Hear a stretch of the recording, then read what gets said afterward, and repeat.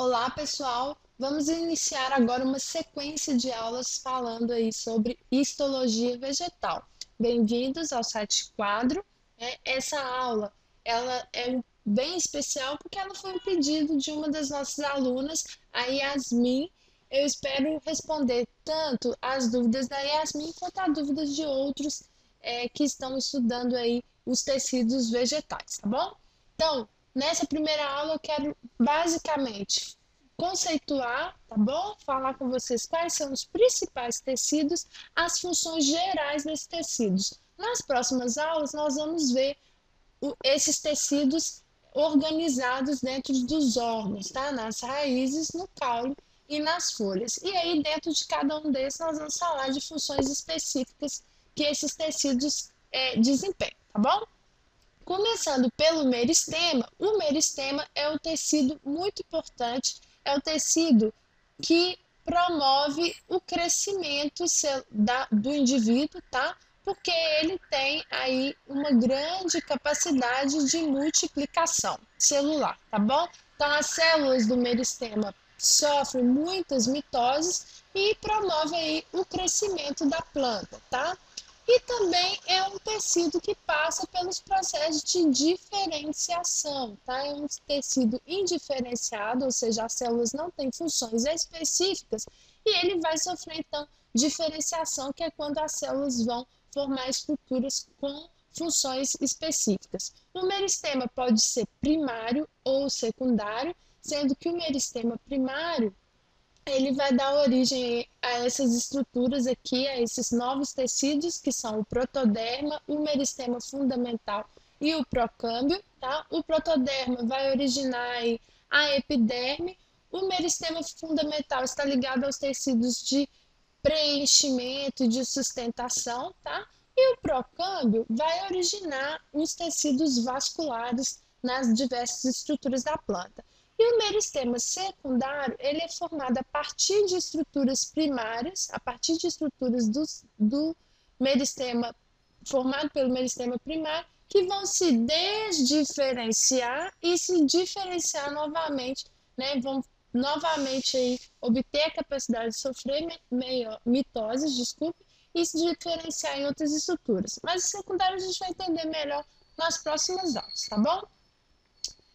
Os parênquimas, o parênquima, né, é outro tecido que nós vamos ver que a função dele principal nos diversos órgãos é a de preenchimento. Tem aqui uma imagem, um corte de uma folha, tá? Aqui em laranja, mais vermelhinho aqui em cima, tem a epiderme superior e aqui, ó, embaixo a epiderme inferior.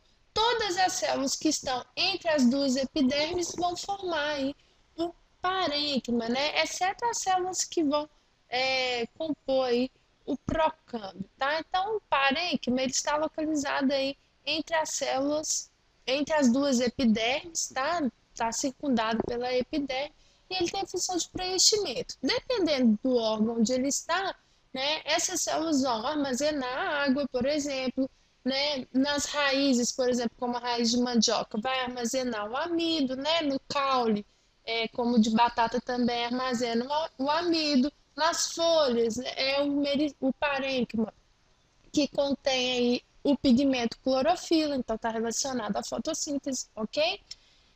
Existe também o colênquima e o esclerênquima, cuja principal função é a de sustentação. As células do colênquima são reforçadas com celulose, enquanto a do esclerênquima são reforçadas com lignina, que está marcada aqui em vermelho, a lignina, tá?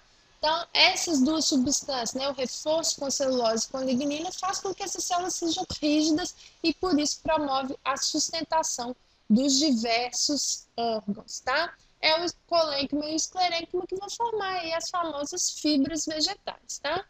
Os elementos vasculares, né, para finalizar, vão compor o xilema, que transporta a seiva inorgânica, composta por água e sais minerais, antigamente conhecido como seiva bruta, e o floema, que vai transportar a seiva orgânica, né, composta principalmente pelos açúcares, pela glicose, que antigamente era conhecida como seiva elaborada. As células do xilema são células mortas, tá? Formadas aqui por elementos de vaso, tá? Que são essas estruturas aqui ilustradas em azul, e a célula do floema. As células do floema são vivas, porém a célula que forma o canal aqui por onde vai passar a seiva elaborada, a seiva orgânica, desculpe, que está marcada aqui em rosa, ela perde alguns elementos como o núcleo e os ribossomos, tá?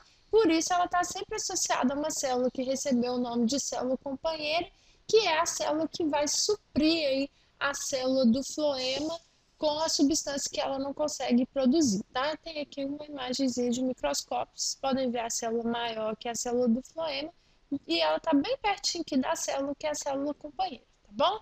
Bom, nas próximas aulas, então, nós vamos falar sobre raízes, caules e folhas, né, e especificar cada um desses tecidos e a organização deles nesses órgãos, ok? Um abraço e bons estudos para todos!